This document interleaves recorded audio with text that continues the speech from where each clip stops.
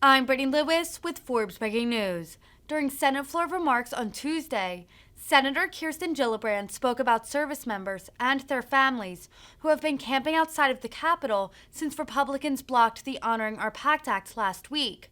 The long-awaited legislation is aimed at helping service members exposed to toxic burn pits get the necessary health care they need.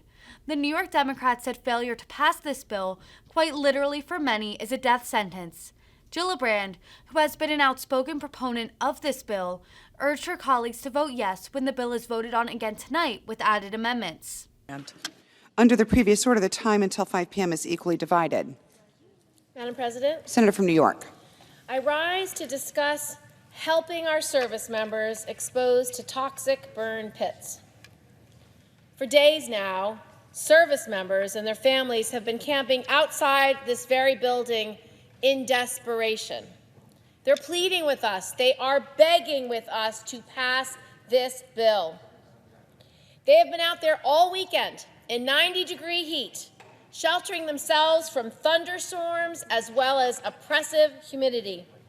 I've been down there to visit them 3 times now, and I can tell you they are exhausted. They miss their families. They want to go home, but they will not. They will not go home until the job is done, because the suffering they are enduring now pales in comparison to the suffering they, their fellow veterans, or their fellow family members experience every day because of the injuries sustained because of the exposure to the toxins released at these burn pits. Last week, before it became clear that the PACT Act would fail, these families came to D.C. ready to celebrate.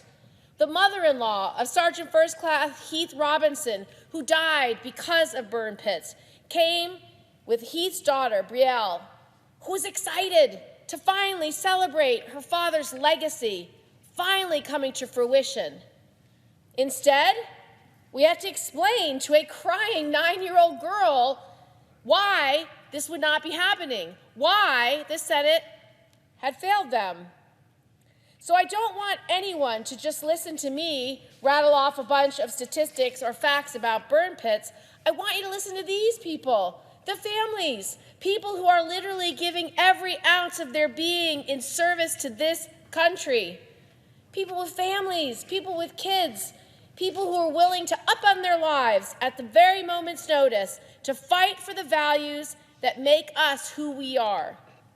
And instead, when their lungs were filled with toxins, the government turned its back on them when they needed us the most.